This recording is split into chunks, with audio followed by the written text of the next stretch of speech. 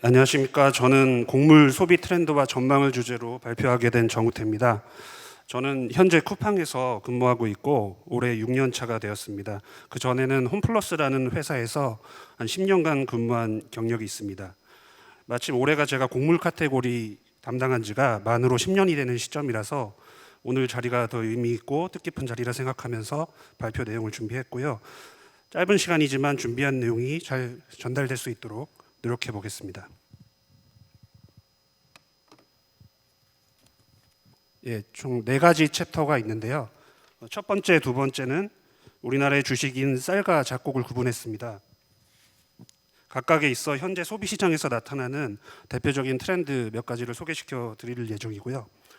챕터 3에서는 소비 트렌드 변화에 따른 대응 과제, 챕터 4에서는 새로운 가능성에 대해서 공유하면서 발표를 마무리 짓고자 합니다. 먼저 쌀 소비 트렌드입니다. 여기서 쌀은 우리가 밥으로 먹는 백미를 지칭한다는 점 참고해 주시면 감사하겠습니다.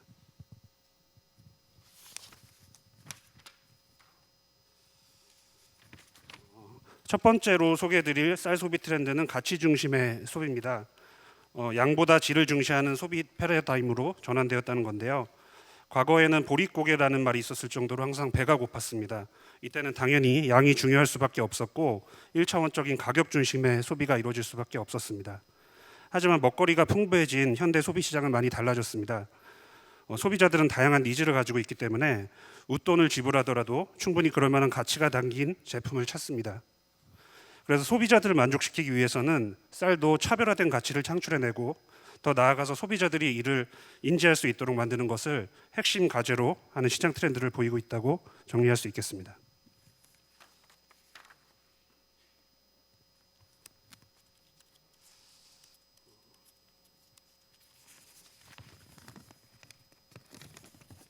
예, 두 번째는 쌀 브랜드 춘추 전국 시대입니다.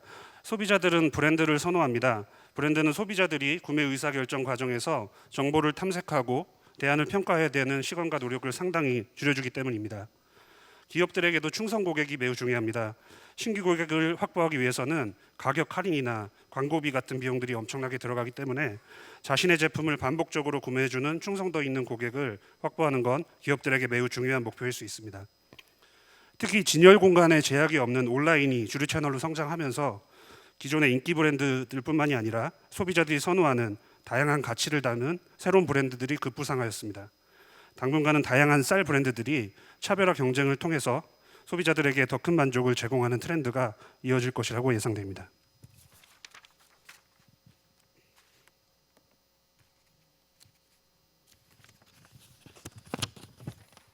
세 번째, 소량 구매 트렌드입니다. 소량 구매가 나타나는 원인은 크게 두 가지입니다. 첫 번째는 인구 구조적인 측면에 있어서 평균 가구 원수가 감소하고 있고 1, 2인 가구가 급속도로 증가하고 있기 때문입니다. 하지만 이런 인구 구조의 변화에 못지않게 소량 구매를 만드는 또 하나의 중요한 요인이 있습니다. 바로 소비자 인식의 변화인데요. 소비자들은 더 신선한 쌀을 먹고 싶어 합니다. 이런 니즈를 소비자들의 쌀 구매 후기들을 살펴보면 잘 알 수 있습니다. 많은 구매 후기들을 살펴보면 짧은 도장 일자에 대해서 만족을 표현하는 소비자들이 많다는 걸 알 수 있습니다. 반면에 원래 10kg씩 구매하지만 겨울에 보관하기 좋아서 20kg를 구매했다는 후기에서 볼 수 있듯이 여전히 각각의 소비자들마다 신선도에 대한 기준이나 도정일자에 대한 민감도 차이가 존재하는 부분을 읽을 수 있습니다. 10kg, 20kg가 대세를 차지하는 시장에서 5kg 이하의 소포장이 늘어나는 트렌드로 변화가 만들어지고 있는 것은 분명해 보입니다. 인구 구조 변화는 통계로 나와 있는 부분이지만 소비자 인식의 변화 속도에 주목할 필요가 있어 보입니다.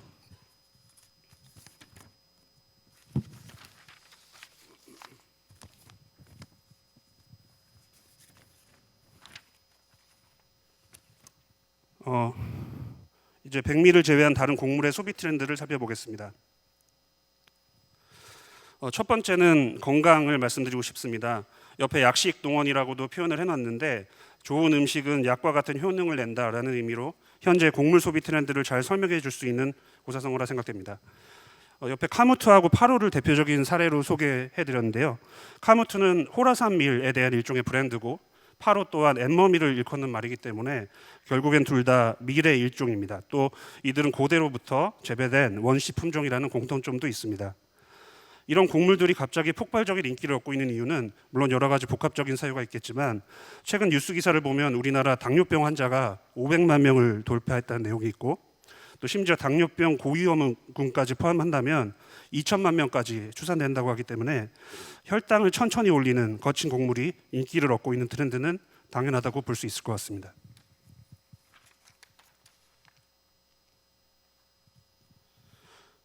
두 번째로 소개시켜드릴 곡물 소비 트렌드는 간편한 아침 식사인데요.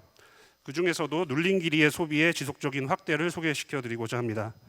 KBS 편스토랑이라는 프로그램에서 진서연 씨가 간단하게 오트밀밥 만드는 법을 소개해주고 있습니다. 1번 화면에 보시면 오트밀밥을 만들어야지 하고 있고 그 다음에 물을 자박할 정도로 넣는다. 3번에서 보면 전자레인지에 넣고 3분 30초를 돌리고 있습니다. 그리고 마지막 4번으로 가면은 오트밀밥 완성이라고 되어 있습니다. 5분도 안 걸렸는데 오트밀이라는 거는 귀리를 납작하게 누르거나 잘게 쪼갠 것으로 서양인들이 주로 섭취하는 식습관인데요. 근데 이제 바쁜 아침에 간단하게 먹을 수가 있고 또 이게 건강식이기도 하기 때문에 지속적으로 국내 소비층이 확대되는 경향을 보이고 있습니다. 귀리는 최근에 국내에서도 많이 재배되고 있기 때문에 국내산 원료를 가지고 만든 제품들도 많이 확대되고 있는 것이 특징이라 할 수 있겠습니다.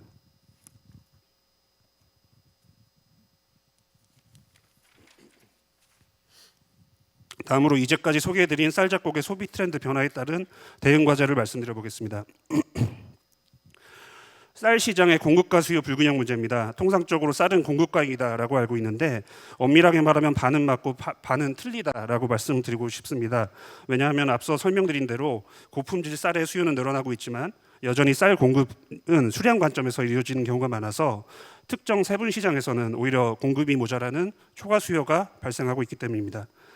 이 불균형 문제를 해결하기 위해서는 전체 쌀 생산량에서 고품질 쌀 비중을 획기적으로 높일 필요가 있습니다. 다만 이 내용 자체에 대해서는 모두 알고 있는 사실이기 때문에 실행력을 높이는 부분이 쉽지 않은 상황에 처해 있는데요. 개선 속도를 내기 위해서는 결국엔 쌀 산업의 가치 사슬이 함께 같은 방향으로 움직이면서 시너지를 만들 수 있는 방안을 고민할 필요가 있다고 생각합니다.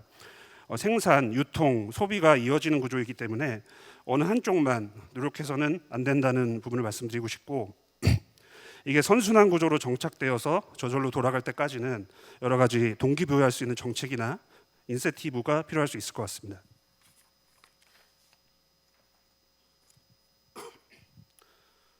다음은 국산 작곡류 품귀 현상입니다. 올해 이상기후로 인해서 많은 농산물들이 타격을 입었습니다. 쌀의 경우에는 자급률이 굉장히 높기 때문에 상대적으로 고차원적인 질적 문제를 고민해야 되는 수준이라면 올해 쌀을 제외한 다른 작물들, 특히 흑미, 보리, 팥 이런 품목들이 심각한 품귀 현상을 겪고 있습니다. 이런 품귀 현상이 크게 실감나지 않는 이유는 국산이 없더라도 수입 상품들이 어느 정도 대체되기 때문입니다. 마트에 한번 가셔서 보시면 보리나 팥 같은 것들이 매대에서 점차 이제 국산이 사라지고 수입으로 바뀌어 나가는 것을 관찰하실 수 있을 것입니다. 걱정되는 것은 이게 오랜만에 문제로 끝나면 다행이지만 만성화될 경우에 결국 소비 시장까지 사라질 수 있기 때문에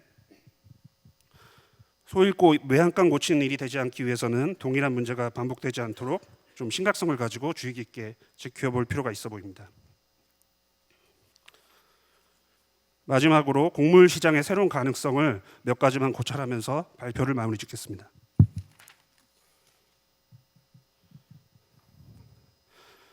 첫 번째로 말씀드리고 싶은 내용은 쌀에 대한 리포지셔닝입니다. 앞서 말씀드린 대로 곡물 소비 트렌드는 건강을 중시하는 방향으로 변화되고 있습니다. 쌀도 사실은 굉장히 영양적으로 우수한 곡물임에도 불구하고 우리가 주로 백미 위주로 섭취하는 문화가 정착되어 있다 보니 아까도 언급드렸듯이 당뇨병 인구라든지 정제 탄수화물을 꺼리는 소비자들이 외면하는 상황에 처해 있습니다. 고대 곡물의 역주행 사례에서도 배울 수 있듯이 쌀 소비를 활성화시킬 수 있는 근본적인 뿌리 중에 하나는 건강에 이로움을 주는 쌀로 리포지셔닝 하는 것이라 생각을 합니다.